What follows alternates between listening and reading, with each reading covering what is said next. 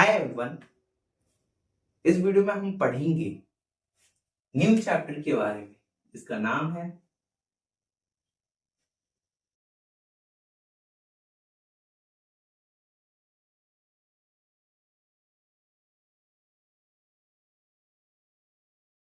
Yes my dear friends, we are going to start the kinetic theory of gases. सबसे पहले आपको मैं gases के बारे में समझा दूं। गैसेस में क्या होता है, जो मॉलिक्यूल्स होते हैं वो बहुत दूर दूर होते हैं, बहुत दूर दूर। और ये एक स्टेट ऑफ मैटर है। ऑफ कोर्स यार, आप लोग को पता ही होगा, केमिस्ट्री तो पढ़ते ही होंगे आप, है ना। तो गैसेस का मतलब तो क्लियर है आपको। अब मैं बता दूं काइनेटिक थ्योरी क्या है। काइनेटिक थ्योरी, ये वर्ड सुना सुना सा नहीं लग रहा? काइनेटिक, आपने कहा सुना है? काइनेटिक एनर्जी सुना है। मैकेनिकल एनर्जी के दो टाइप्स होते थे, एक काइनेटिक एनर्जी, एक पोटेंशियल एनर्जी। तो उसमें काइनेटिक एनर्जी क्या होती है? मोशन से रिलेटेड जो एनर्जी होती है वो काइनेटिक एनर्जी होती है। और काइनेटिक थ्योरी क्या होगी? मोशन से रिलेटेड जो थ्योरी होगी वो काइनेटिक थ्योरी होगी। ये काइनेटिक वर्ड कहां से आया? काइनेसिस से। काइनेसिस, टेलीकाइनेसिस आपने सुना है, एक सुपर पावर होती है। अगर आप सुपर हीरो मूवीज देखते हैं तो आपको ये टेलीकाइनेसिस वर्ड पता होगा। तो उसमें जो काइनेसिस है ना, वो एक ग्रीक वर्ड है और उसी से आया है ये काइनेटिक वर्ड। ठीक है। और थ्योरी क्या होती है? फिजिक्स में थ्योरी में बता दो आपको। आपने कोई भी लॉ दिया, प्रिंसिपल दिया, कोई भी फ्रेमवर्क दिया है आपने, तो आपका जो कॉन्सेप्चुअल मॉडल है, मतलब जो भी आपने फ्रेमवर्क दिया है, जो भी आपने लॉ दिया है, जो भी आपने प्रिंसिपल दिया है, तो वो प्रिंसिपल अगर किसी नेचुरल फिनोमिना को एक्सप्लेन कर रहा है या प्रिडिक्ट कर रहा है या एनालाइज कर रहा है, कुछ भी कर रहा है, लेट सपोज एक्सप्लेन कर रहा है या फिर प्रिडिक्ट कर रहा है, तो उसे आप फिजिक्स में थ्योरी कहोगे। समझ में आ गया थ्योरी किसे कहते हैं? तो काइनेटिक थ्योरी क्या होगी? काइनेटिक थ्योरी का मतलब गैसेस के मोशन से रिलेटेड थ्योरीज को हम स्टडी करेंगे। ठीक है। इसमें बहुत सारे लॉस पढ़ेंगे और भी बहुत कुछ पढ़ेंगे। पूरे चैप्टर में बहुत कुछ है पढ़ने के लिए। फिलहाल अभी कुछ एग्जम्पशंस बता दूं आपको जो इस पूरे चैप्टर में आपको काम आएगा।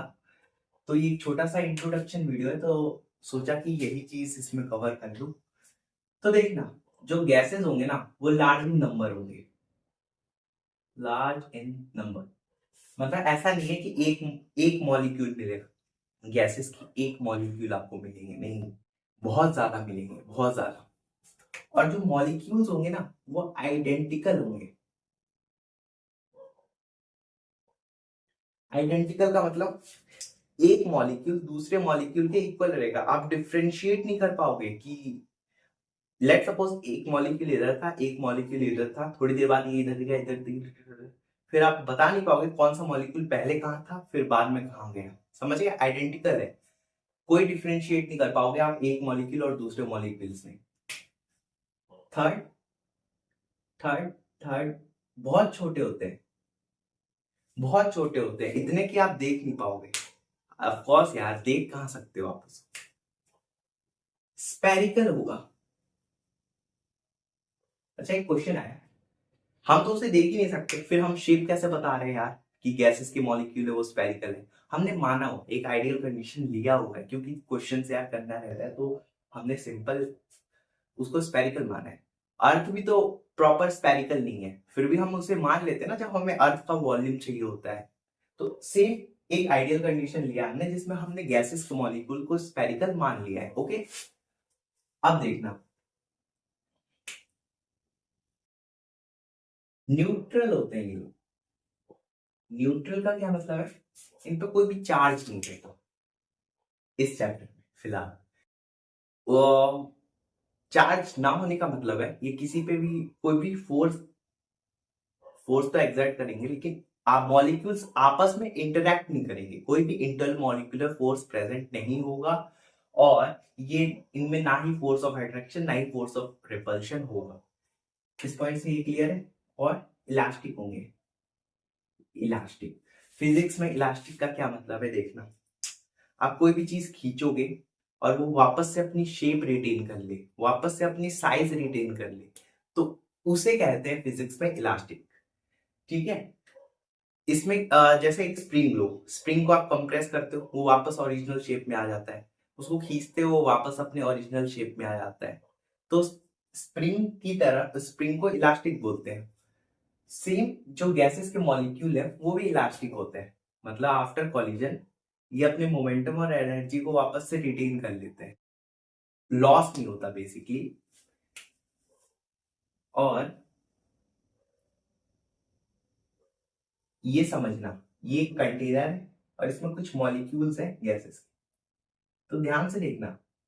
एक तो देखो गैसेस बहुत दूर दूर होते हैं, अब ये पूरा कंटेनर गैसेस से भरा है, लेकिन क्या कंटेनर का वॉल्यूम इन सभी गैसेस के वॉल्यूम के इक्वल होगा? नहीं। जो कंटेनर का वॉल्यूम है वो बहुत बहुत बहुत ज्यादा होगा इन गैसेस के वॉल्यूम से, क्योंकि इन सभी गैसेस के वॉल्यूम को आप अगर सम भी कर देते हो तब भी देख रहे हैं उनके बीच गैप्स कितने हैं, बहुत ज्यादा गैप है। तो अगर आपने एक कंटेनर में गैसेस भरा है, इट डज नॉट मीन कि जो गैसेस का वॉल्यूम है और वो कंटेनर का वॉल्यूम है वो दोनों इक्वल होगा, समझिए। नेक्स्ट पॉइंट है अपना कि जो गैसेस के मॉलिक्यूल्स होते हैं वो मूव करते हैं किसी भी डायरेक्शन में, एनी डायरेक्शन। आप बता नहीं पाओगे किस डायरेक्शन में जा रहे हैं, नहीं वैसे बता सकते हो बट देख के आप कहाँ ही पता चलेगा। डायरेक्शन एंड एनी स्पीड, किसी भी स्पीड से जा सकते हैं, हमें स्पीड भी नहीं पता लो, ठीक है। लेकिन एक बात है, अगर मूव कर रहा है तो स्ट्रेट लाइन में ही मूव करेगा। कब तक स्ट्रेट लाइन में मूव करेगा? जब तक किसी से कोलाइड नहीं करेगा। लेट सपोज ये एक मॉलिक्यूल है, ये यहां पे जा रहा है तो जाएगा तो स्ट्रेट लाइन में जब तक कोलिजन नहीं होगा, कोलाइड करने के बाद फिर अपनी डायरेक्शन को चेंज कर लेगा। और अब नेक्स्ट पॉइंट देखना, वो तो मैंने बता ही दिया, कोई भी फोर्स ऑफ अट्रैक्शन नहीं रहेगा। अब देखना, ये जब कोलाइड कर रहा है इस पे, तो एक यूनिट एरिया ऑफ वॉल पे कोलाइड कर रहा है, तो फोर्स अपॉन एरिया आपने पढ़ा है कि प्रेशर होता है, मतलब ये जो गैसेस के मॉलिक्यूल्स होते हैं ये कोई ना कोई प्रेशर भी एक्सर्ट करते हैं, ठीक है, कोई ना कोई प्रेशर भी एक्सर्ट करते हैं।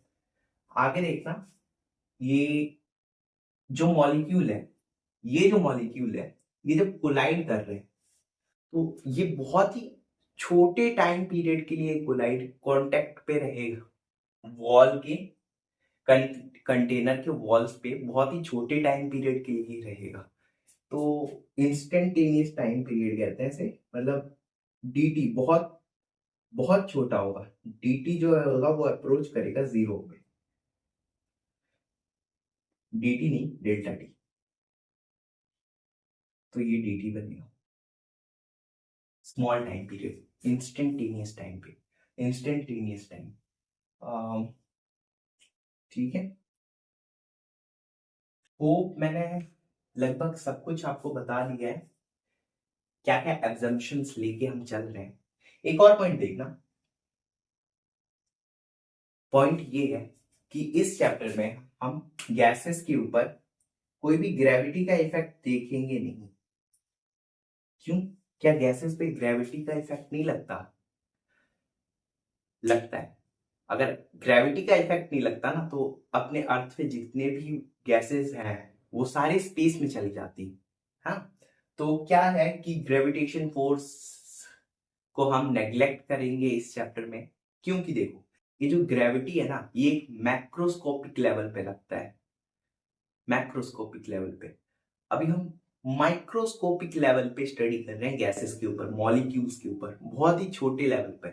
तो इसमें हमें ग्रेविटी के इफेक्ट को नेग्लेक्ट भी कर दें तब भी कोई फर्क नहीं पड़ेगा, ठीक है। तो ये रहा एक चैप्टर का छोटा सा इंट्रो, होप आपको ये वीडियो पसंद आई होगी। तो प्लीज यार इस सीरीज में जुड़ो और सारे वीडियोस को देखो, और प्लीज अगर वीडियो पसंद आया यहाँ तक देखो और समझ में आया है कुछ तो प्लीज लाइक करना।